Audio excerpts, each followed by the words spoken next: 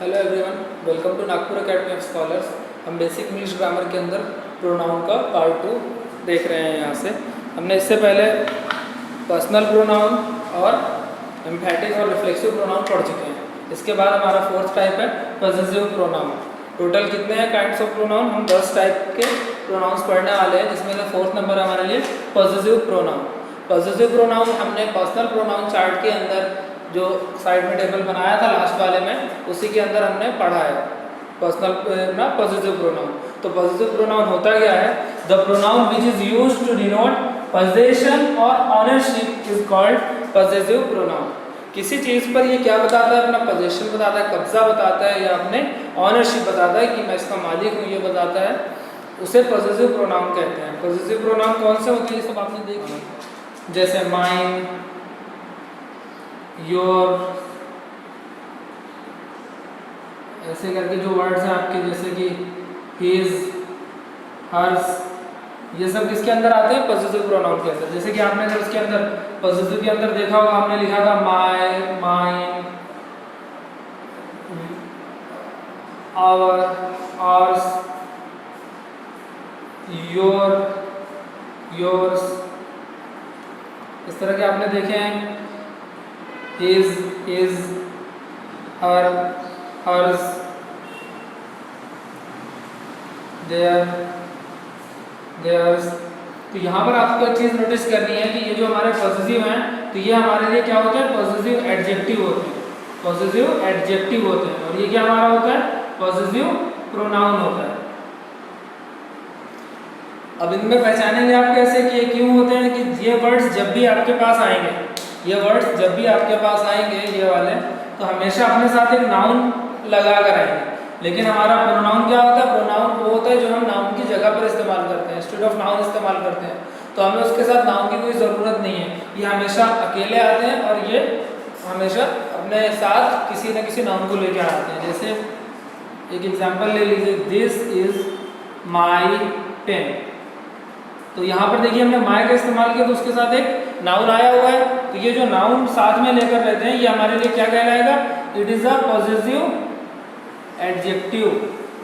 It is a possessive adjective. अगर हम इसी को लिखें, दैट पेन इज माइन, ये पेन, वो पेन मेरी है। तो ये जो हमने यहाँ पर इस्तेमाल किया, इसके साथ कोई भी नाउन नहीं लगा हुआ है और ये भी पोजीशन बता रहे हैं, तो ये हमारे लिए क्या कहलाएगा? Possessive pronoun. ठीक है, आप इससे क्लियर रहेंगे। ऑलरेडी हमने इससे पहले थोड़ा सा इसको डिस्कस किया हुआ है फर्स्ट वीडियो में, तो आप इसके अंदर भी जाके समझ सकते हैं उसको। अब ये यहाँ पर क्लियर है कि यहाँ पर इसी तरह आप सारे एग्जाम्पल बना सकते हैं इसी तरह के वर्ड्स के। ये सारे यहाँ पर आपके सामने लिखे हुए हैं। और एक चीज़, हाँ, यहाँ पर एक खास वर्ड ये है जो यहाँ पर हमारा इट होता है। तो इट्स जो होता है, इसका पॉसेसिव एडजेक्टिव तो होता है ये, लेकिन ये कभी भी पॉसेसिव प्रोनाउन इसका नहीं होता है। ठीक है, ये बात हमको याद रखनी है कि इट्स में कभी भी पॉसेसिव प्रोनाउन नहीं होता है। ये इसके अंदर खास है पॉसेसिव प्रोनाउन के अंदर। तो ये जो एडजेक्टिव है, पॉसेसिव एडजेक्टिव है, तो ये एडजेक्टिव के एक टाइप में से। तो देखिए हम यहाँ पर प्रोनाउन पढ़ रहे हैं और साथ में हमको एडजेक्टिव के भी टाइप्स पढ़ने को मिल जा रहे हैं। एडजेक्टिव के टोटल 9 टाइप्स बनाए गए हैं, उनमें से एक ये है उसका टाइप। हम उसको डिस्कस करेंगे। अगर कभी ऐसा रहा, आप चाहते हैं, तो हम उस पर भी एक वीडियो बना लेंगे एडजेक्टिव्स के टाइप पर। वरना अब बात करते हैं डेमोन्स्ट्रेटिव प्रोनाउन के बारे में। तो डेमोन्स्ट्रेटिव प्रोनाउन क्या होता है? Demonstrative pronouns point out the persons और things for which they stand, जिसके लिए वो स्टैंड करते हैं। ये पॉइंट आउट करते हैं पर्सन्स को या थिंग्स को। तो इसके लिए जो इसके जो खास वर्ड्स हैं वो हम यहाँ पर लिख देते हैं कि इनके लिए खास कौन से होते हैं, डेमोन्स्ट्रेटिव प्रोनाउन कौन से होते हैं? This, these, that, those. ये 4 इसके मेन डेमोन्स्ट्रेटिव प्रोनाउन हैं। इनका एग्जाम्पल हम देख लेते हैं। यहाँ पर देखिए हमने इस्तेमाल किया है this is my pen, this is my pen, this is my pen. तो हमने इसको जैसे बताया, तो ये क्या हो गया? एक डेमोन्स्ट्रेशन कर रहा है। किसी चीज़ को हम नाम, उसके नाम के बजाय किसी दूसरे वर्ड से बुला रहे हैं। तो ये वही है हमारे प्रोनाउन का डेफिनेशन जो था। जैसे इसका नाम पेन है, लेकिन हम इसको क्या करें? ये मेरी पेन है, ये पेन मेरी है। तो ये जो हमने इस्तेमाल किया है यहाँ पर दिस का वर्ड, तो ये हमारे लिए क्या होगा, एक डेमोन्स्ट्रेटिव प्रोनाउन। हम उसके नाम के बदले वर्ड इस्तेमाल कर रहे हैं दिस का, तो ये हमारे लिए हो गया प्रोनाउन, और दिस वाला वर्ड है और इसको हम डिनोट कर रहे हैं इसकी तरफ, तो ये हमारे लिए क्या होगा, इसकी तरफ हम पॉइंट आउट कर रहे हैं, तो ये हमारे लिए डेमोन्स्ट्रेटिव प्रोनाउन कहलाएगा। दिस होता है, दैट भी डेमोन्स्ट्रेटिव प्रोनाउन होता है। लेकिन आपको ये यहाँ पर एक पहचानना है कि डेमोन्स्ट्रेटिव प्रोनाउन जैसे ये 4 मेन टाइप हैं, तो इसमें भी हमको ये देखना है कि अगर इसके साथ कोई नाउन लगा हुआ हो, जैसे यहाँ पे दैट के साथ ये नाउन लगा हुआ है, पेन एक नाउन लगा हुआ है, तो जब भी ये दैट के साथ एक नाउन लगा हुआ होगा, ये हमारे लिए क्या होगा, डेमोन्स्ट्रेटिव एडजेक्टिव, डेमोन्स्ट्रेटिव एडजेक्टिव कहलाएगा। ये डेमोन्स्ट्रेटिव प्रोनाउन नहीं है, ठीक है। ये एग्जांपल डेमोन्स्ट्रेटिव एडजेक्टिव का है। तो ये हमने अभी दूसरे टाइप का एक एडजेक्टिव पढ़ लिया, इससे पहले हमने पॉजिटिव एडजेक्टिव पढ़ा था, अब डेमोन्स्ट्रेटिव एडजेक्टिव भी हमने पढ़ लिया। तो आपको पहचान में आना चाहिए कि डेमोन्स्ट्रेटिव प्रोनाउन कौन सा है और डेमोन्स्ट्रेटिव एडजेक्टिव कौन सा है। जब भी अननोनली आता है किसी चीज़ को डोनेट करने के लिए, डिनोट करने के लिए, पॉइंट आउट करने के लिए, तो वो हमारे लिए क्या कहलाएगा, डेमोन्स्ट्रेटिव प्रोनाउन। और अगर उसके साथ कोई नाउन लगा हुआ है तो हमारे लिए कहलाएगा डेमोन्स्ट्रेटिव एडजेक्टिव। आप इनके और भी एग्जांपल देख सकते हैं, जैसे कि मैं ले लेता हूँ और एग्जांपल इसके साथ।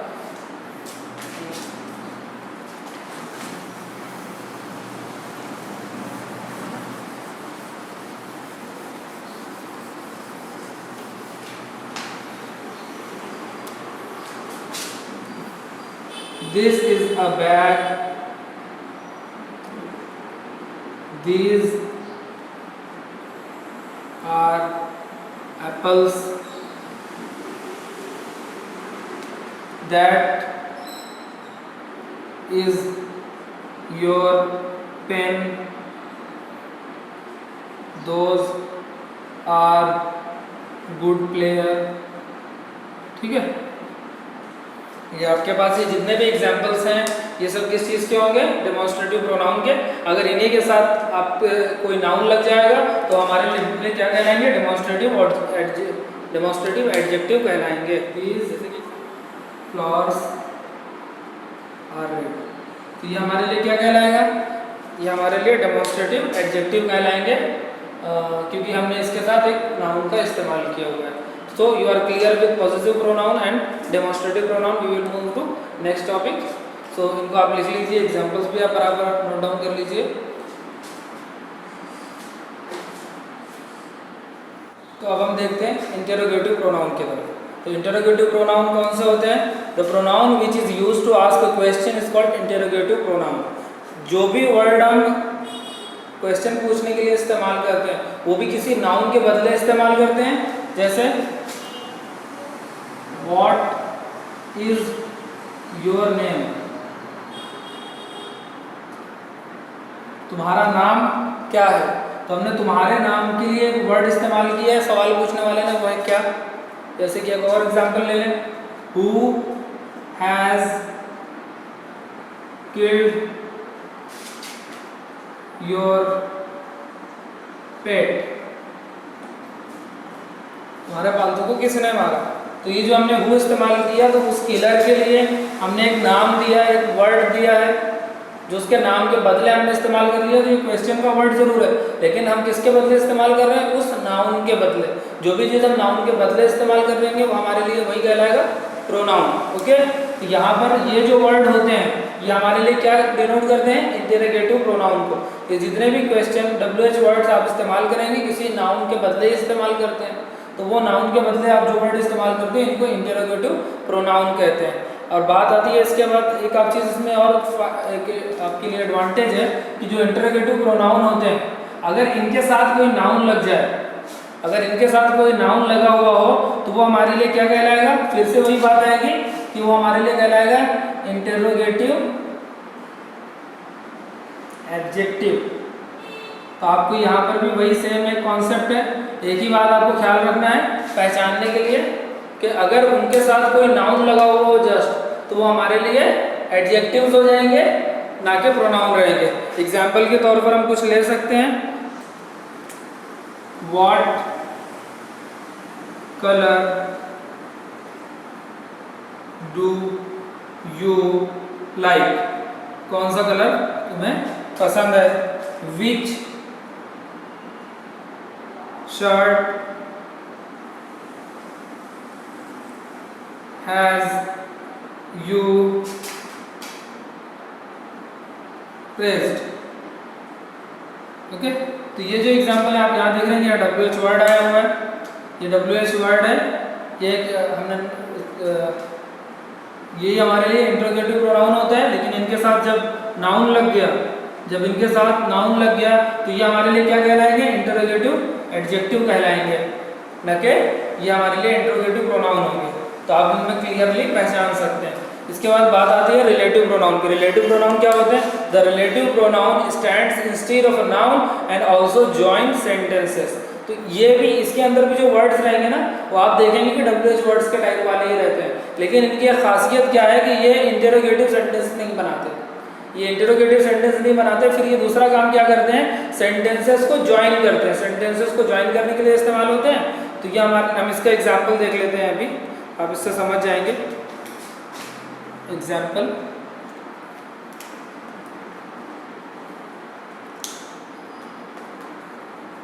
the lady who is in pink sari is her mother।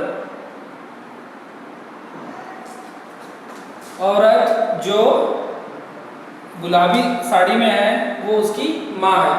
तो यहाँ पर आप देखेंगे कि हमने WH वर्ड इस्तेमाल किया है who, लेकिन यहाँ पर ये क्या कर रहा है कि यहाँ पे हमने ये जो इधर साइड हमारा एक फ्रेज बन रहा था उसको दूसरे सेंटेंस से हमने जोड़ दिया है। तो ये क्या करता है, सेंटेंसेस को ज्वाइन करने के लिए इस्तेमाल होता है और इंट्रोगेटिव सेंटेंस नहीं बनाता है।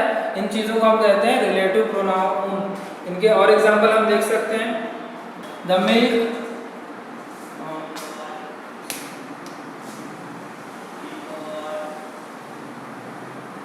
which is pure is useful for health।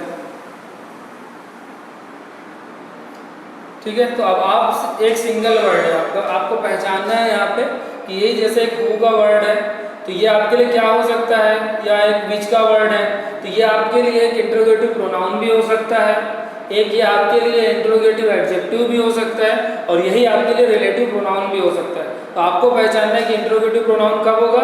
Interrogative pronoun जब होगा जब इंट्रोगेटिव सेंटेंस बनाएगा, और दूसरा क्या, ये हु हैज है यहाँ पे। चलिए, इंट्रोगेटिव प्रोनाउन के लिए क्या होना चाहिए कि WH वर्ड्स जो है हमारे वो इंट्रोगेटिव सेंटेंस और उनके साथ कोई नाउन लगा हुआ ना हो। अगर नाउन लगा हुआ है, नाउन नहीं लगा हुआ तो इंट्रोगेटिव प्रोनाउन हो गया। नाउन लगा हुआ है, इंट्रोगेटिव सेंटेंस बन रहा है, तो वो हमारे लिए क्या कहलाएगा, वो हमारे लिए कहलाएगा इंट्रोगेटिव एडजेक्टिव, और वो सेंटेंस के कनेक्टर बन रहे हैं और सेंटेंसेस को जोड़ रहे हैं, रिलेटिव प्रोनाउन उन्हें हम कहेंगे। ये आपको इतनी चीज़ें ख्याल रखनी है। इसके और एग्जाम्पल्स हैं, आप के लिए मैं कुछ एक दो और लिख देता हूँ लगे तो। Take any pen that you like. Take any pen that you like, तो इसके अंदर हमारे लिए कौन सा, जैसे इसके अंदर ये था एक वर्ड, उसके अंदर हमारे लिए दैट वर्ड। तो ऐसे ही रिलेटिव प्रोनाउन होते हैं, इनके आप ये वर्ड इस्तेमाल आ सकते हैं, who, which, that, whom, whose, ये सारे वर्ड इसके अंदर आते हैं। बस आपको ये पहचानना आना चाहिए। आपको मैंने मेन क्लैरिफिकेशन कर दिया है, उसके बेसिस पर आप इनको पहचानिए, और अगर आपके सामने क्वेश्चन आता है तो आप पर्टिकुलरली बिल्कुल सही पिकअप करें और बताएं कि कौन सी चीज़ में क्या है। मैं क्वेश्चन बाद में दूँ आपको कंप्लीट कोर्स होने के बाद, तो आप उसके थ्रू आप इनको पहचान कर अपनी प्रैक्टिस करिए। Okay, now we will move on next topic. अब बात करते हैं हम इंडेफिनाइट प्रोनाउन की। तो इंडेफिनाइट प्रोनाउन क्या होता है? Indefinite pronoun refers to the persons और थिंग्स इन अ वेज और जनरल वे। जब हम उन्हें सादे तौर पर किसी जनरल वे में कहते हैं, कि मतलब एक खास ना करें, किसी को स्पष्ट ना करें, तो वो हमारे लिए इंडेफिनाइट प्रोनाउन होते हैं।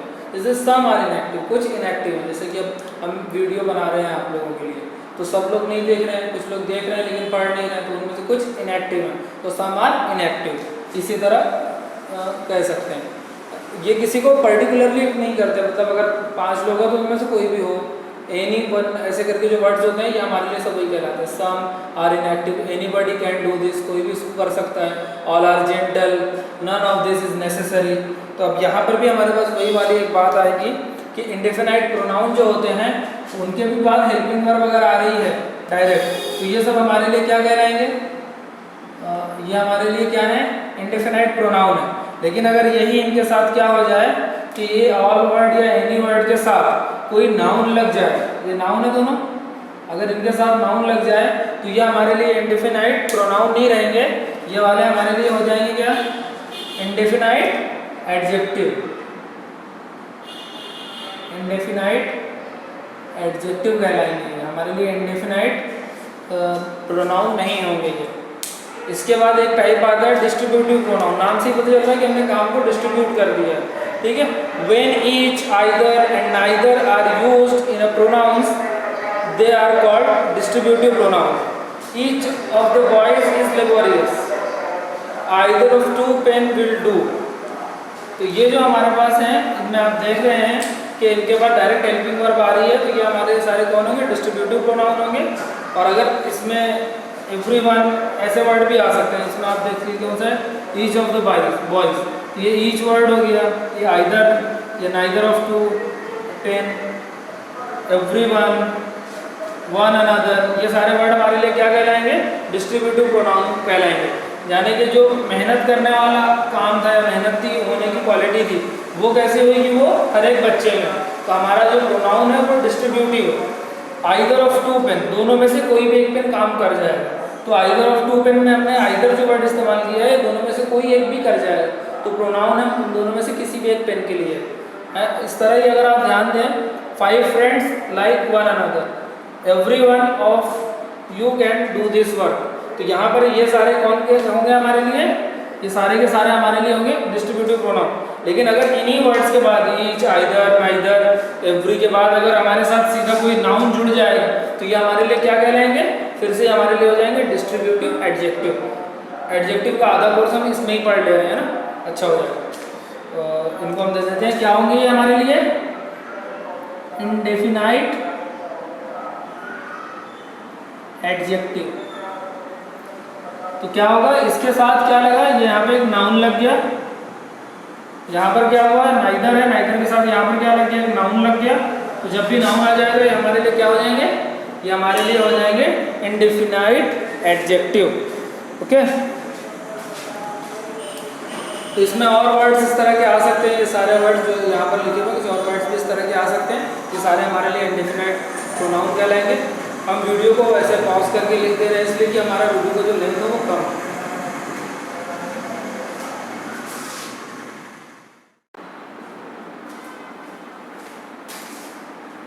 अब बात करते हैं रेसिप्रोकल प्रोनाउन की। तो रेसिप्रोकल क्या होता है? उल्टा कहते हैं रेसिप्रोकल को किसी भी चीज़ के पीछे की तरफ से। अब बात करते हैं रेसिप्रोकल प्रोनाउन की। रेसिप्रोकल क्या होता है? उल्टे की तरफ होता है, मतलब आप पहले जिस तरफ भेजा आपने उसी का इनवर्स हो जाएगा, उल्टा हो जाएगा। तो यहाँ पर हमारे लिए क्या? Reciprocal pronoun, each other and one other are called reciprocal pronoun. तो जैसे एक एग्जाम्पल हम ले लेते हैं इसका, जैसे हमने एग्जाम्पल लिया, Radha and Krishna love each other, Radha और कृष्णा दोनों एक दूसरे से प्यार करते हैं। तो ये क्या हुआ कि 2 सेंटेंसेस के लिए हमने यहाँ पर एक करने के लिए ऐसे वर्ड का इस्तेमाल किया ईच अदर का, वरना ये क्या 2 सेंटेंस हो जाते थे? जैसे ऐसे हो जाता था, राधा लव कृष्णा और एक आता था कृष्णा लव राधा। तो जब ये हमने किया, देखिए 2 जगह पर है यहाँ पर, लेकिन हमने यहाँ पर क्या एक्शन पढ़ना है कि दोनों एक दूसरे से प्यार करते हैं। अगर सिर्फ एक होता तो क्या होता? राधा लव कृष्णा हो जाता कि राधा कृष्णा से प्यार करती है। ओके, अगर हम ये लिखते कृष्णा राधा से प्यार करती है तो यहाँ लिखते राधा कृष्णा लव्स राधा। लेकिन यहाँ पर क्या है? दोनों को बताना कि दोनों एक दूसरे से प्यार करते हैं, तो हमें बताना क्या पड़ेगा? Radha and Krishna love each other, दोनों एक दूसरे से प्यार करते हैं। तो ये यहाँ पर हमारे पास जो ये ईच अदर या वन अदर के वर्ड होते हैं, ये हमारे लिए रेसिप्रोकल प्रोनाउन कहलाते हैं। इसी के साथ हमारा ये प्रोनाउन का टॉपिक पूरा कंप्लीट हो रहा है। अब आपको क्या करना है? पूरे टाइप्स आपको याद रखने की पूरी ज़रूरत नहीं है, आप अगर पूरे नहीं भी याद रखते हैं तो भी इतनी कोई दिक्कत की बात नहीं है, लेकिन अगर आप कॉम्पिटिटिव वगैरह के लिए तैयारी कर रहे हैं तो आपको चाहिए कि आप पूरे कम से कम बेसिक्स इनके सबको जान लें। बहुत आसान है, आपको सिर्फ ध्यान लगाकर उन्हें याद करना है। और पहला जो है पर्सनल प्रोनाउन, वो हमारे लिए मोस्ट इम्पॉर्टेंट है।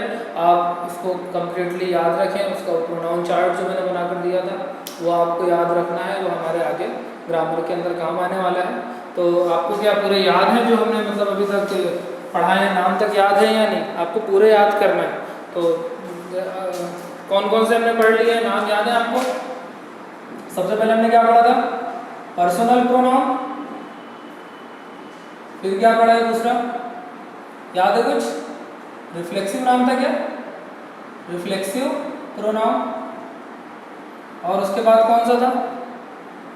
उसके बाद था हमारे पास एम्फैटिक, कहते हैं उसको, एम्फैटिक प्रोनाउन। उसके बाद कौन सा पढ़ा था हमने? पॉसेसिव पढ़ा था, पॉसेसिव प्रोनाउन। फिर कौन सा था, बताइए जल्दी, कौन सा था? हमने पढ़ा था बाद में डेमोन्स्ट्रेटिव, डेमोन्स्ट्रेटिव प्रोनाउन। उसके बाद हमने कौन सा पढ़ा था, कुछ याद करें, पूरे याद रहने चाहिए। इसके बाद हमने पढ़ा था interrogative, interrogative pronoun. Interrogative pronoun के बाद हमने क्या पढ़ा था? सिंपल सा था, किसी के जैसे वर्ड थे, नाम था रिलेटिव प्रोनाउन। इसके बाद कौन सा था? 8वें नंबर पे, जस्ट अभी थोड़ी देर पहले हमने पढ़ा है, इंडेफिनाइट था, इंडेफिनाइट प्रोनाउन। इसके बाद कौन सा था? अभी जस्ट रेसिप्रोकल से पहले पढ़ा है हमने, जिसमें वो आते थे हमारे ईच अदर, आइदर, मतलब वो ईच, आइदर, नाइदर वाले। Distributive, distributive. अब 10वां आपको याद रहना चाहिए, नहीं याद है तो ये लिखा हुआ है ना, याद कर लेना। लेकिन इसको रेसिप्रोकल प्रोनाउन, ये हमारे टोटल 10 टाइप हो गए हैं।